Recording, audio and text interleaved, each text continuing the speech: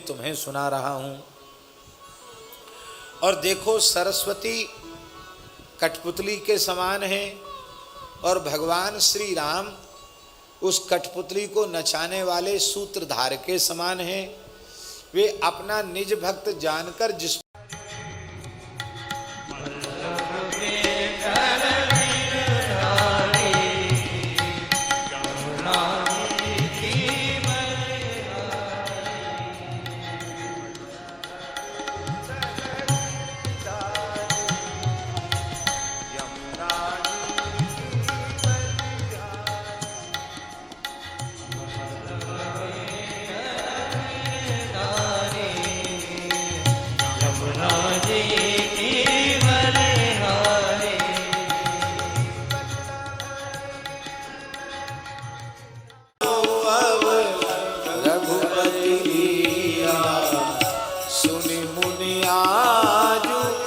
समागम तोरे कहीं न जाए जस सुख मन मोरे, कहीं न जाए सुख मन मोरे।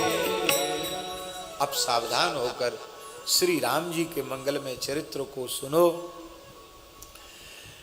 केवल वक्ता की प्राप्ति से श्रोता ही धन्य नहीं होता है, श्रोता की प्राप्ति से वक्ता भी धन्यता का अनुभव करता है। आपके जैसे अनुरागी प्रेमी जिज्ञासु श्रोता के प्राप्त होने से महर्षि याज्ञवल्क कहते मेरा जीवन जन्म धन्य हो गया। आपके समागम से मैं भी उसका वर्णन नहीं कर सकता। देखो भगवान श्री राम के चरित्र इतने हैं, अनंत हैं कि करोड़ों शेष जी 100 करोड़ शत कोटि अहिसा 100 करोड़ माने करोड़ों असंख्यों शेष जी अपने असंख्यों जिह्वाओं से निरंतर श्री रामचरित्र का वर्णन करें तो भी वे रामचरित्रों का पार नहीं पा सकते हैं। फिर भी आपने पूछा है तो मैं सुनाऊंगा जो हमने गुरु परंपरा से सुना है और वही मैं तुम्हें सुनाऊंगा। अब ये गुरु परंपरा कहाँ से आई आप पहले सुन चुके हैं। याज्ञवल्क जी ने कागभूषुंड जी से प्राप्त किया है। तो जो कागभूषुंड जी से और कागभूषुंड जी ने अपनी गुरु परंपरा से लोमस जी से जो प्राप्त किया है उसी परंपरा से प्राप्त इस तत्व को मैं तुम्हें सुना रहा हूँ। और देखो सरस्वती कठपुतली के समान है और भगवान श्री राम उस कठपुतली को नचाने वाले सूत्रधार के समान हैं। वे अपना निज भक्त जानकर जिस पर विशेष कृपा करुणा की वर्षा करते हैं उसके हृदय रूपी आंगन में सरस्वती को नचा देते हैं। और सरस्वती जी भी अपने को धन्य मानती हैं कि हमें भगवत गुणगान का अवसर मिला। ऐसे राम जी के चरणों में मैं प्रणाम करता हूँ। अत्यंत रमणीय कैलाश पर्वत पर भगवान शिव जहाँ भगवती पार्वती जी के सहित विराजमान हैं, बड़े बड़े सिद्ध तपस्वी योगी देवता किन्नर मुनियों के समूह उस पर्वत पर निवास करते हैं। जो बड़े पुण्यात्मा हैं वे महादेव जी का वहाँ दर्शन करते हैं, सेवा करते हैं। श्रद्धेय श्री सुदर्शन सिंह चक्र जी ने भगवान शिव की प्रत्यक्ष अनुभूति की थी मानसरोवर में, ऐसा उनके जीवन चरित्र में आता है। आज भी अधिकारी लोगों को भगवान की अनुभूति वहां हो जाती है। जो हरिहर विमुख हैं माने हरिहर में जिनका प्रेम नहीं है ऐसे लोग स्वप्न में भी वहां नहीं पहुंच सकते। उसी कैलाश के ऊपर एक विशाल वटवृक्ष है। कितना विशाल वटवृक्ष है, श्रीमद् भागवत के चतुर्थ स्कंध में उस वटवृक्ष का विस्तार पूर्वक वर्णन किया गया।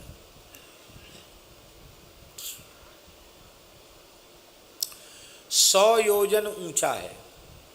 कितना ऊंचा है? 100 योजन का मतलब होता 1200 किलोमीटर ऊंचाई है उस वट वृक्ष की।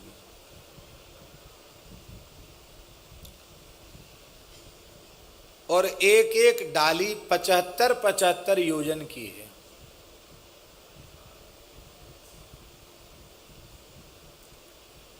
आप 75 योजन के आप कितना 900 किलोमीटर की डाली है। और पत्ता, छोटा पत्ता भी 2 योजन से कम नहीं है। कोई 4 योजन 6 योजन का भी पत्ता है। 2 योजन का मतलब होता है 8 कोस। एक पत्ता वृंदावन पे आ जाए तो किसी को छत तो नहीं बनानी पड़ेगी, वृंदावन के बाहर तक। ये तो 8 कोस तो नहीं है ना, 8 से तो कम ही है। वैसे वृंदावन की परिक्रमा 5 कोस ही कही जाती, पर 5 कोस पूरे नहीं है, कम है। 12-13 किलोमीटर होगा, हैं? हाँ, 12 किलोमीटर की परिक्रमा है।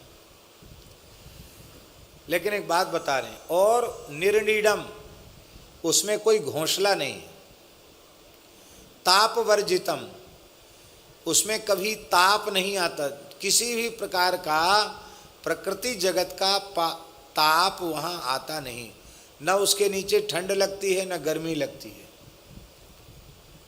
सब ऋतुओं में वो सुखद है। हाँ, देखने में है कि पेड़ के नीचे रहते, लेकिन है सब व्यवस्था वहीं है, चकाचक, कोई कमी नहीं है। और ये सब हॉल फॉल बनाने की जरूरत नहीं है, हैं? इतना लंबा चौड़ा विस्तार है कि असंख्य लोग बैठकर कथा कीर्तन कर सकते हैं। ऐसा वह दिव्य वट है। त्रिविध समीर सुशीतल छाया, शिव विश्राम वितप श्रुति गाया। एक बार तेहि तर प्रभु गयऊ, तरु बिलोक उर अति सुख भयऊ। निज कर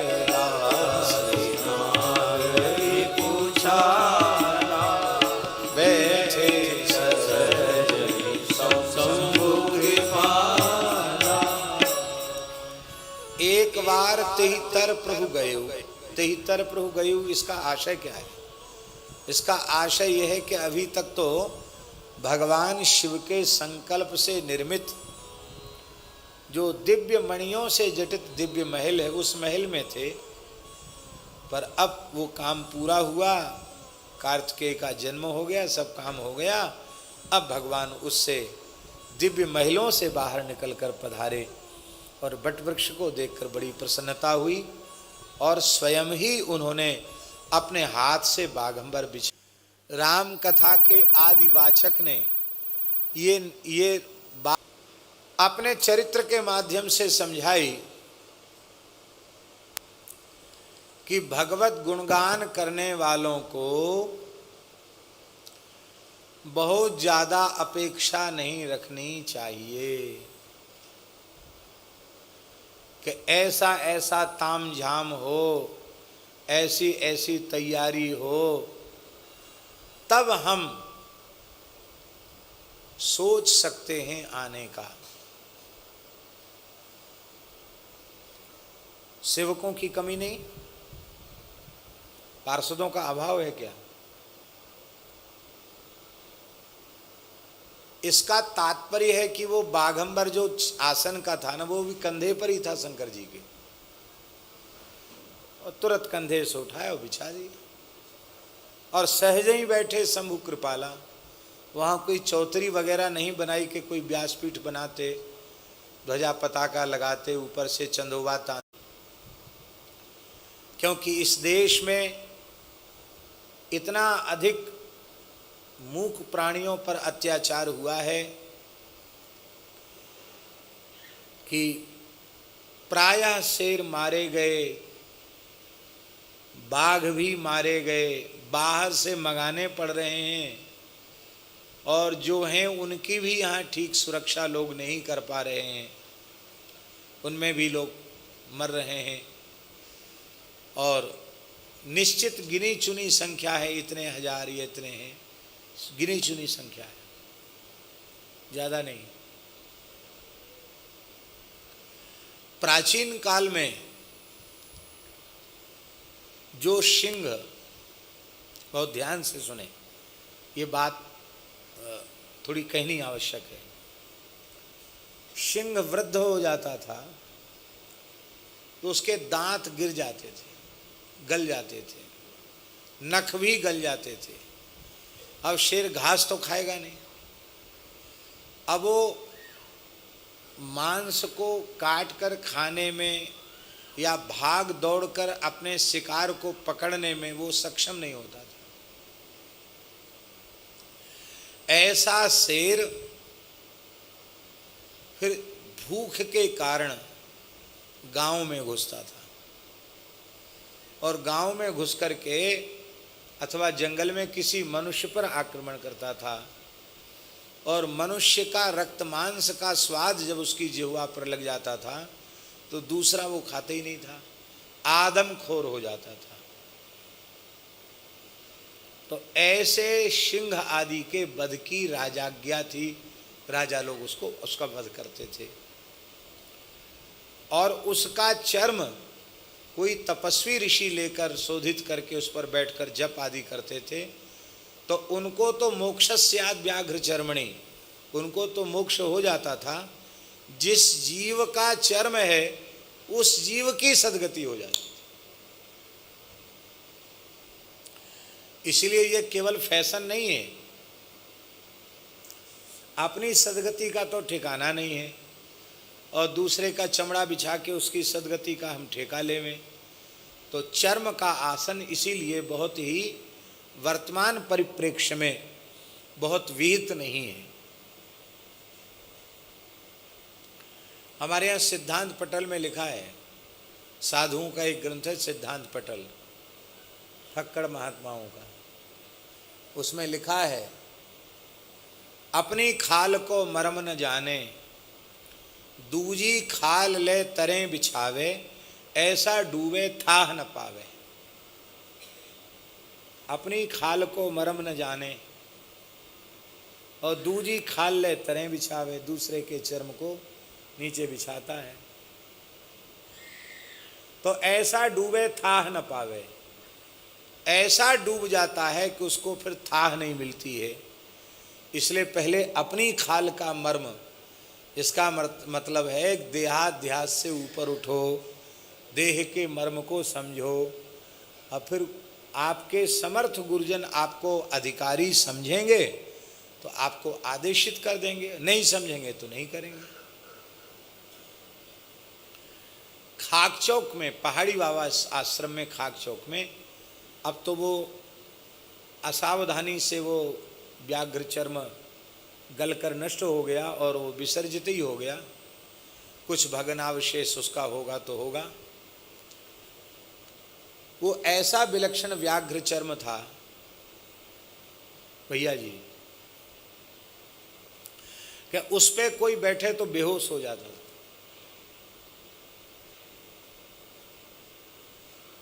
दक्षिण में विजयवाड़ा है, विजयवाड़ा के महाराज के यहाँ वो विलक्षण चर्म था, उस पर कोई बैठे बेहोश हो जाए तो वहाँ का जो रियासती जमाना था, अंग्रेजों का शासन था उस समय, रियासतों का जमाना था, तो राजा ने कहा कोई महात्मा इस पर बैठे उसको ये दे दो, ये विलक्षण चमत्कारी व्याघ्र चर्म है। शेर का मुंह बना हुआ था बड़ा।